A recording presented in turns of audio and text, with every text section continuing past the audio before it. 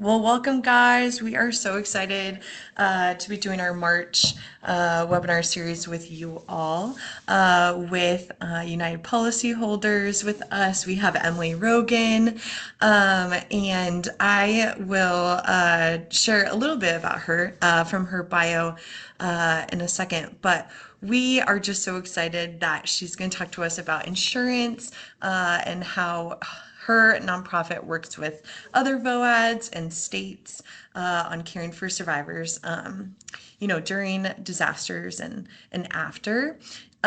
This is our Intermountain Salvation Army EDS team. I am very blessed to be the assistant EDS director. We have Nathan on the call as well. He is over our operations and logistics. And then we have a slew of other team members here that support any response and recovery efforts when we're activated. Our objective for this webinar is just for you to learn about insurance, for you to learn further places where you can get education and resources on caring for your communities after disasters. And Emily will share about all of that. But please keep yourself muted and put any questions that you have in the chat, and then we'll get to those at the end. And if you do want to take yourself off mute at the end, just know that we are recording this, so you are welcome to do that or just put them in the chat. But we are so excited to learn from Emily and each other in this. So basically, I just wanted to start with our mission here. At the Salvation Army, we're an international movement, an evangelical part of the Universal Christian Church. Our message is based on the Bible, and our ministry is motivated by the love of God. And our mission is to preach the gospel of Jesus Christ and to meet human needs in his name without discrimination. And that really plays into our EDS work because our EDS, mission really began in the 1900s, branching off from the late 1800s in the social services and into our disaster services, especially with the Galveston hurricane and all those lessons learned of being in the fight for survivors. So the services that we provide is emergency assistance. This is like the menu of options we always show people when we work with emergency managers, partners, other VOAD networks, and nonprofits. We're known for our feeding, for assisting in emotional and spiritual care with our Salvation Army pastors, our officers that we call them, and working with a slew of other organizations on shelters and donations management, and even disaster case management, such as in Washington right now with their response and recovery. This is the disaster cycle, and we assist in all phases of the disaster cycle. But this webinar is honestly webinars are just to prepare our staff with some education and resources so that we can stay vigilant in all areas of these as we continue either response and recovery and then back to mitigation planning. Okay, great. So this is Emily's time to share her screen, and I am going to read her bio for us. That was sent out to you guys in the meeting invite as well. But Emily is a senior program officer for United Policyholders. Through the Roadmap to Preparedness program, she educates homeowners and renters on insurance preparedness throughout California and beyond. Through the Roadmap to Recovery program, she gets to organize workshops and webinars to provide long-term recovery help to survivors and case managers across the countries.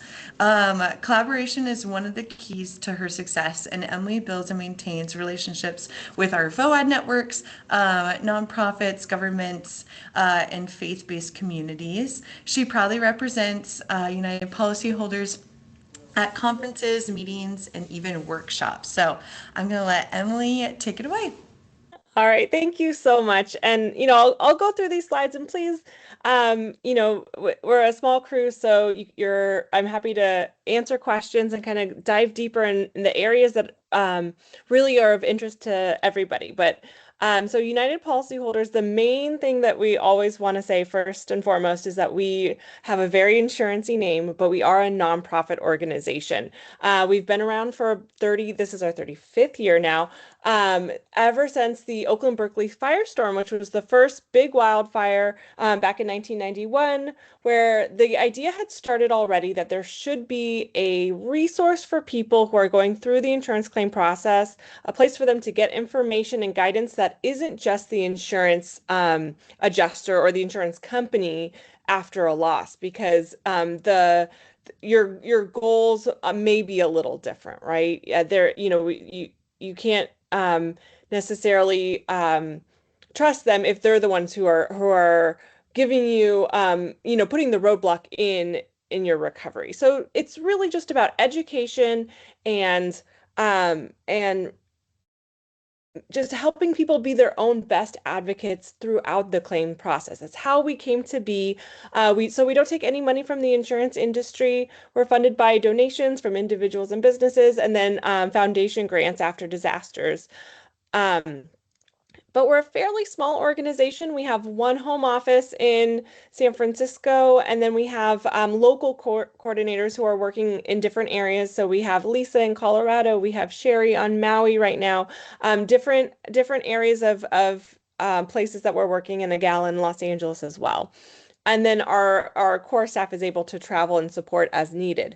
But we have a huge volunteer core of previous disaster survivors who went through the process themselves, learned way too much about insurance, and want to give back in some way to be the face on the other end that says, hey, you'll get through this. I got through this. You just have to, try this, try that. So they're able to be a messenger and connect folks with our resources because we don't have the name recognition of the Salvation Army, and so we're kind of we're not a household name, but we're extremely important after disasters.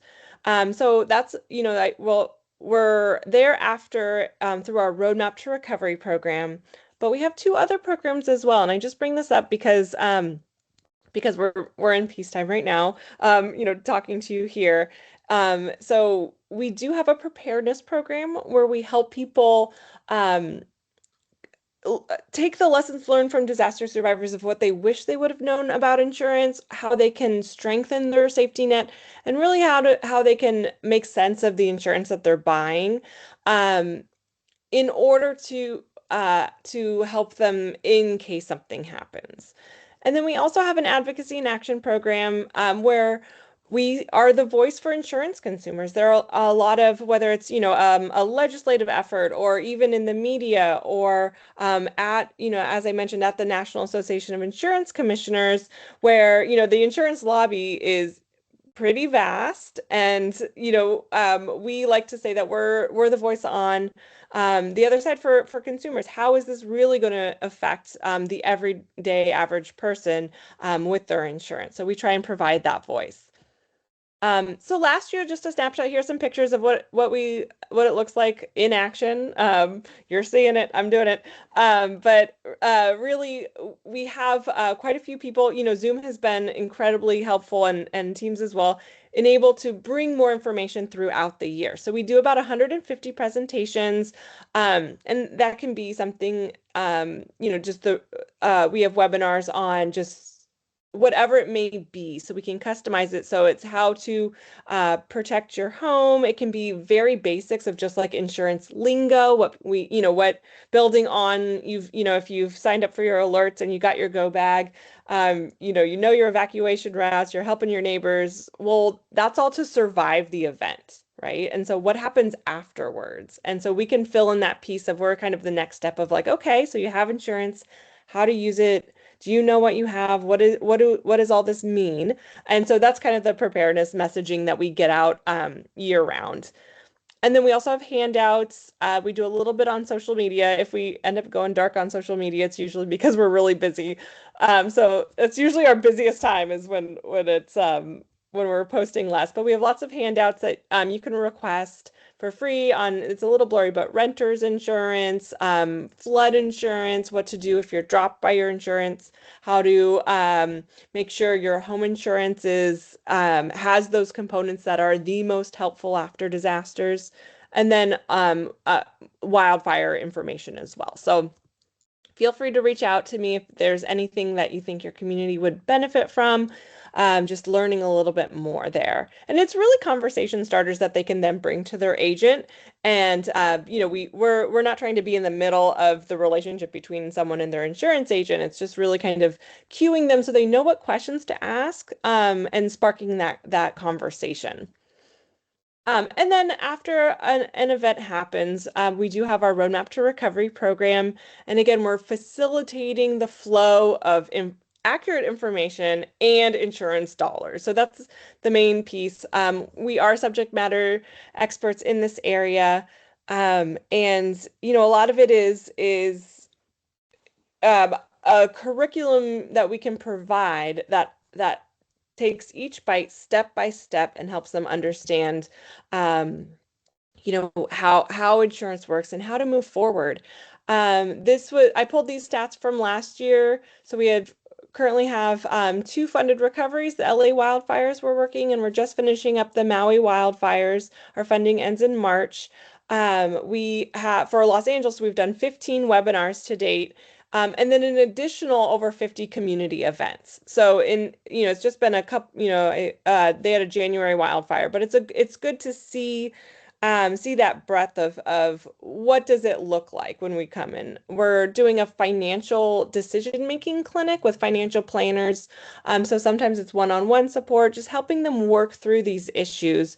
Right now we're seeing a big need for people to make decisions, and if they're stalled in some way, how can we help them take that next step? And there's no one path for survivors. I think that's the biggest reason why our expertise comes into play, is that we're not here to prescribe like, oh, if you do A, B, and C, you'll get home. Every person has a little bit of a different financial situation, both before the disaster, but then also afterwards, if their insurance is really there for them. Um, we're doing a ton in the in of advocacy right now as well. And so, we're really busy in the West, but that doesn't necessarily mean that the advocacy pieces aren't nationwide. We've got a lot to offer there. And also, the different events that come up, there are other ways besides, the full program where we can help, and I'll go over those in a little bit. So again, what we're able to offer are workshops and webinars.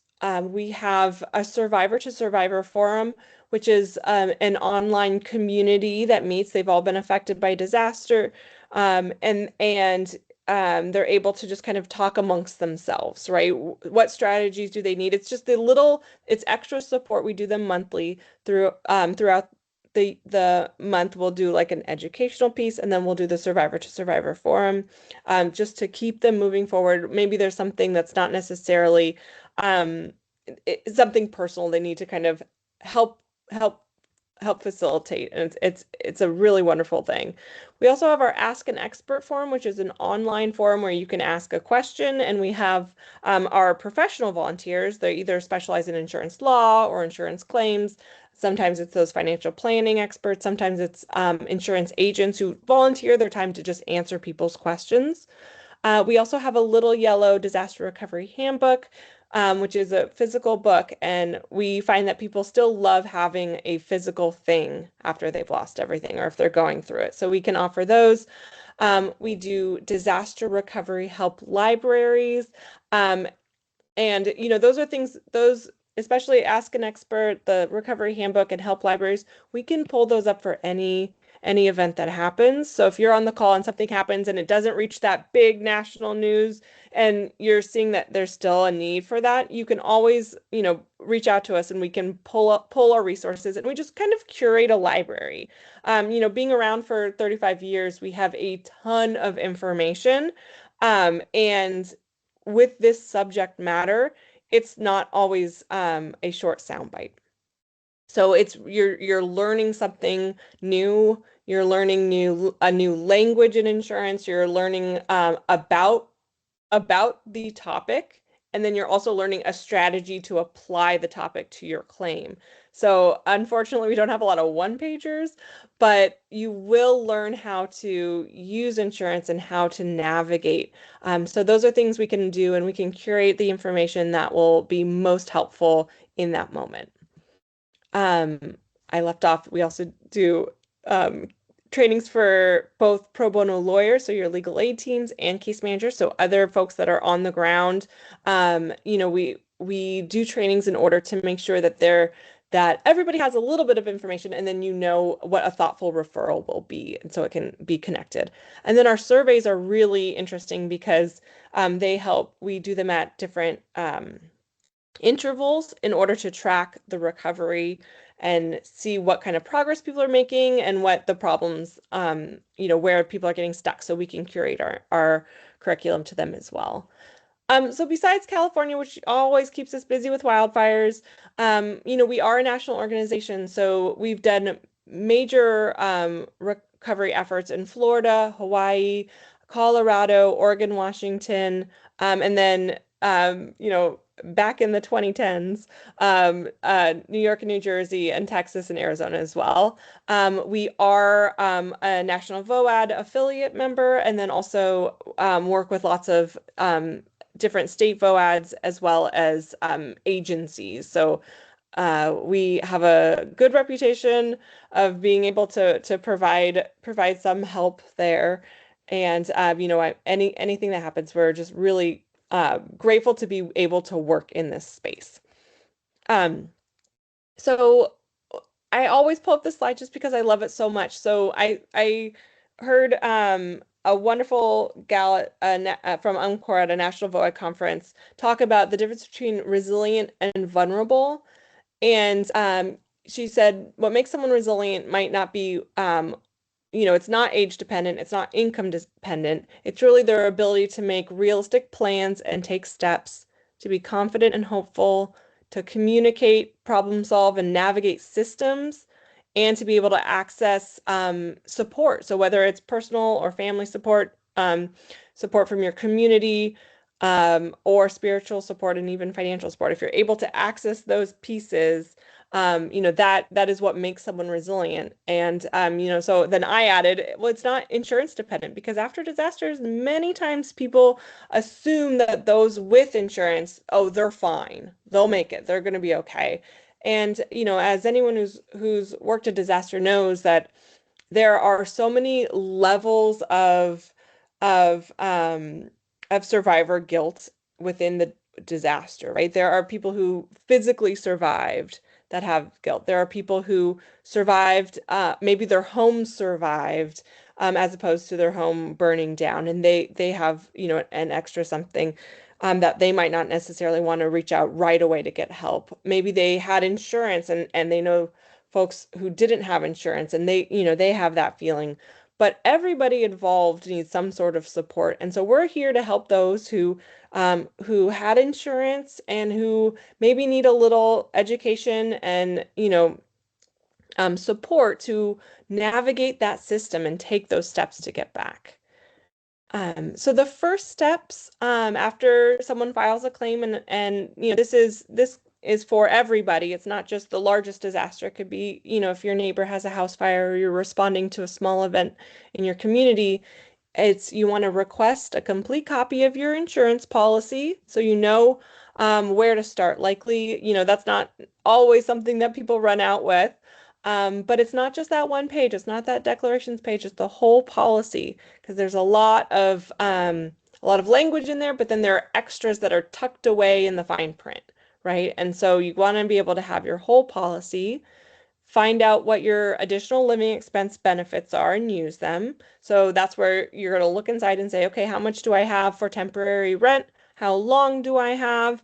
And that sort of thing. So you kind of know how you'll get temporary rent set up, if you have to move a little further away from perhaps your kid's school or your job, sometimes that mileage is covered in there too. So there are benefits in there. You got to start a claim journal. We highly recommend, people write down every conversation they have related to their recovery, right? Take notes. What did your adjuster say? Wait, what's their name? What day is it? Writing it all down so that they know that they can refer back to it. That if they have to start with a new adjuster, they can say, well, actually, my adjuster Sarah told me on this date that I would have access to these benefits and that she was sending the check. So it's been more time, and so you can refer back to it, because the biggest thing to realize is that and people often have a little bit of a honeymoon phase where they've gotten some help from their insurance company, but then they really quickly need to realize that this is a business negotiation, that it's not as easy as they make it look on TV where you just snap your fingers and everything's back, that there's a lot of documentation and process that the homeowner or renter has to go through in order to get their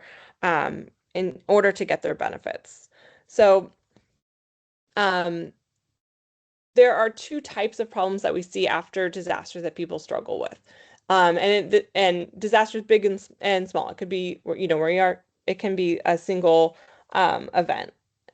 We find coverage problems, people that didn't have enough insurance, and we find claims problems where it's just taking a very long time for them to get a copy of their policy, or a long time for them to issue a check or reply to their email or their request. So claims problems, we can help people navigate those. We can help them, okay, we're going to treat this like a business negotiation. You can scream into your pillow and you can go tell, talk to your friends and diss your insurance company all day long there.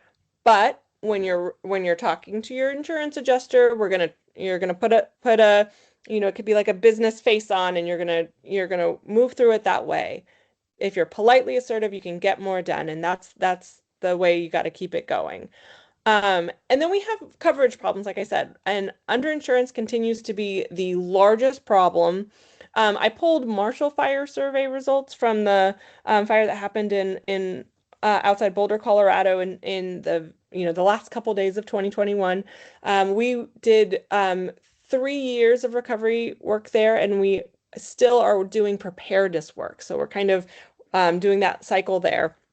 And the Marshall Fire, they had about 79%. This was at the 2-year mark. So again, we do 6-month surveys, 1-year surveys, 2-year surveys, and track how it's going. 2 years in, when everything was, you kind of get to know how things are going. 79% of survey respondents did not have enough coverage to rebuild their home as it was. So essentially that's 79% of folks are underinsured. That's a really high number. We're seeing something similar in Los Angeles right now.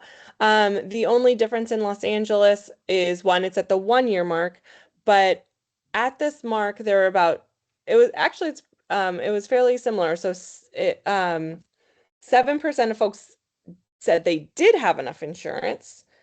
And then 24% at the 1-year mark don't know if they have enough insurance. And that's really scary, because um, you kind of should know at this point if you'll have enough to rebuild, right? If you have enough to rebuild what was there. So there is insurance funds in the community, but they don't either have access to them, or they don't know how they're going to take that and compare it with what rebuild estimates are and get back home. For the Marshall Fire, the chart on the left that says Q13, that's additional sources of funding that Marshall Fire survivors used in order to rebuild. So about 84% used their contents benefits. So you also have another bucket that is of your personal property, and of that was one of the places. So again, insurance funds, but maybe they're not going to replace everything that they had in their home. They instead have to replace the basics and use the majority of that bucket to rebuild. And then savings. So a lot of people had to dip into their savings, their pension funds, and on and on. And then this 22%, the Marshall Fire did have a I believe it was a state program. It was either a state grant or a local grant that would help with rebuild dollars.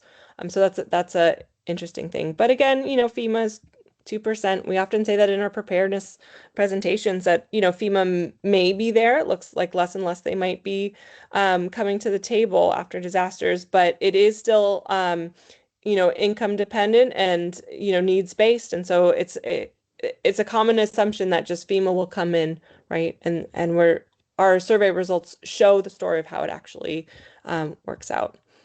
Um, and then do you plan to rebuild at the original location? Still, quite a few people chose to rebuild. And that's that community support and everyone coming together to support the recovery as a whole. All of our nonprofits working together, both from the local level to the long-term recovery group to everybody coming to the table to help support that community.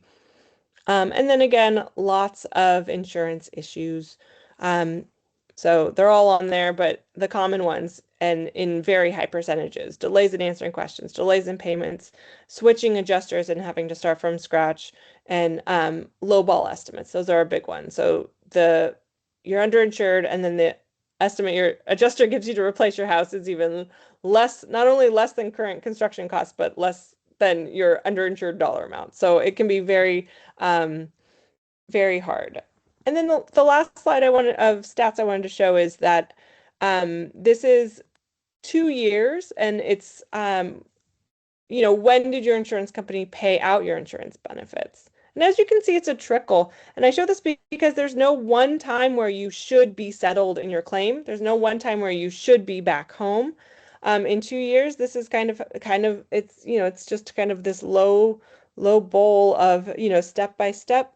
And so, we often urge people not to compare themselves to their neighbors and that everybody's moving at their own pace.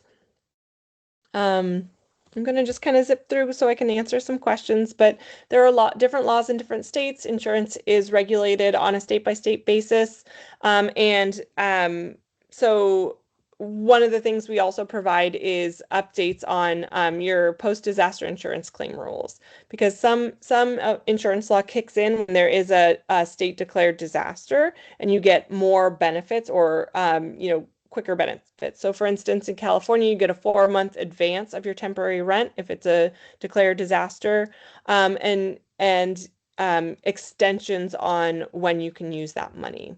In Colorado, we were able to pass similar laws. So minimum of 24 months to collect your additional living expense coverage. So they didn't have that afterward. In the Marshall Fire, they did not have that benefit. So we're able to get that. And then for your home inventory requirement, we were able to pass a law in Colorado that says 65% of your personal property coverage, you can have access to that without having to do your home inventory list, which is writing down every single item that was destroyed. And then they will price it, and then they'll give you the depreciated or like yard sale amount for it. And then once you replace the item, you submit your receipt and you get the difference between what you could have sold it at a yard sale and what a new couch actually costs. So it is an incredibly difficult process. Disaster survivors say it is sometimes the hardest because it's traumatic. We're able to get Colorado up to 65%. We are able to get Oregon after their 2020 wildfires up to 70% of an advance. So you'll get that if you have a total loss if it's a declared disaster without having to do this list. In California, we got it up to 60% just this last legislative session, and that takes effect this year for the next generation of survivors. So here's a sample of a declarations page. We usually cover that very soon, like how to read and understand your policy. This is kind of like what a year of curriculum would look like. This is what we did in the Marshall Fire. The bolded topics are the full, they're the tried and trues. They're the ones that are these meaty webinars that are often ones that we kind of know will be on the curriculum for every disaster. It's, understanding your dwelling claim under insurance, then you move to your contents, and then how are you going to finance your rebuild, what other sources are out there. and on and on. So there we go. And then for year two, just if anyone's curious, it can repeat, but it's often like year one is heavy on education and then light on strategy. Like, okay, and you may come across this issue, and if so, here's what you do. And then year two is, okay, you're coming across this issue, and here are strategies, and then a lot of Q&A and getting into individual questions. Right. And so we're almost to 11:36. So again, we can help train case managers on how to refer people. But it's so important, even if if you're working with someone with insurance, to help them stay organized and proactive. I think that's a really important part. And then a reminder that insurance companies themselves likely won't talk to a case manager unless there's written authorization. And so there's very little that they can actually do to help on the front end. And you do have to have a license team that's by your department. So our website, again, we have a ton of resources here. Our disaster recovery help page is where we put our curated little libraries for any individual disaster, and that's where you'd be able to request one of those from us, and we can pop one up. We just got one up for the not Maui, whole state of Hawaii storms that happened where there was a lot of high winds, so trees down, and flooding as well. And then I'm going to skip through the part about how insurance is becoming a little tricky and how the new normal is having to pay more attention to your insurance and pay more for insurance. But that in itself is like a whole 45 minutes itself. But we do make sure people understand that after disasters, insurance is usually that number one source that helps people rebuild. And we really encourage people not to go bare and drop their insurance. We have information for renters and a reminder that when people don't have access to their to homeowners insurance, or it's not flowing, or people have to drop their insurance, it does create these ripples in long-term recovery that organizations that need to build houses, they typically require insurance on the built house. And so we're seeing issues there. Disaster case managers are seeing bigger gaps. There's a greater need for housing afterwards, and then also lots of economic and community impacts. I've got information on mitigation grants. We know that the wildfire prepared home is expanding into many, many states now. So it started in California, but now it's expanded to hit Colorado, Montana, Nevada, New Mexico. Happy to provide more information on that afterwards. And then here are just some of our words of wisdom that's on my last slide. So these are things we repeat over and over throughout the recoveries, and I think they're just really important because they tell a little bit about our, how we deliver our service, right? So they're things that either previous disaster survivors have told us, or our best words of wisdom. So give your insurance company a chance to do the right thing, but don't be a pushover.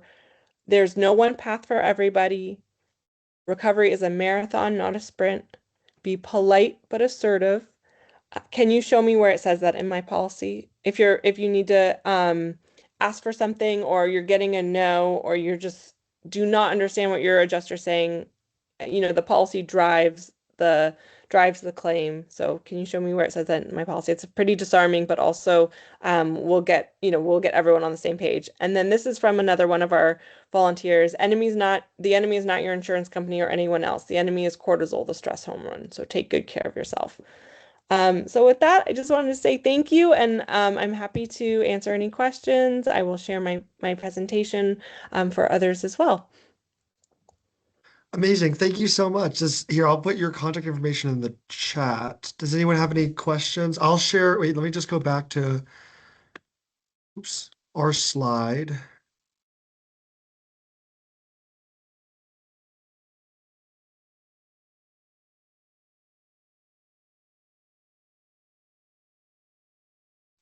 I do have a quick question. Do you guys have like already pre-built social media content that we could like reshare? Yeah, we do. We do. It would just, you can email me and you can let me know what your what your desire is, whether it's preparedness or recovery. If it's recovery, what type of disaster? Because like there are different rules. There are different rules by different states, and then there's different like if you think of like paths, there's a different path for those who have if it's a flooding event, or like think of a water event versus a wildfire, or a storm, or think about what happened, and then also what type of insurance people are replying, will be replying to. So if that makes sense, applying, not replying. Perfect. Do you have anything that's like just like a general inquiry, or just so that we could let citizens know before anything happens, like, hey, this is a resource that you could reach out to if something happens in the future?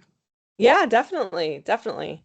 I can send those on to Nathan, or you can send me an email as well. We also do on our social media, we often do evacuation tips, right? Or so we'll do evacuation tips if we know there's an evacuation. And then we also have first steps. So I had a slide in there, but we do that one too, like first steps. So if something happens, here's your first steps. There is just a ton of information that we can provide, and I think that the important thing is any timely reminder. So like even if if there's smoke in the air, but it's of a, if not too far. So Colorado often has different spot fires here and there. And if there's smoke in there, that's usually a time, when we're like, okay, we're keeping an eye out. We'll send little preparedness messages out, just because people then take advantage of that. They're thinking about it already. Like, if someone's spotting it, it's like, okay, well, you don't have to just be worried about that. Is there one thing you can do to make yourself more prepared? I think that's a key as well. Thank you. Perfect. Thank you.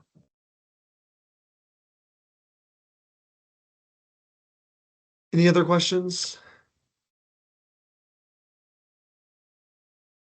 All right. And if anyone is more interested on the state of homeowners insurance in the country, it is pretty wild out there. And, we've got a whole series on that too. So just thank you everyone for your time to learn about this. And I really appreciate it.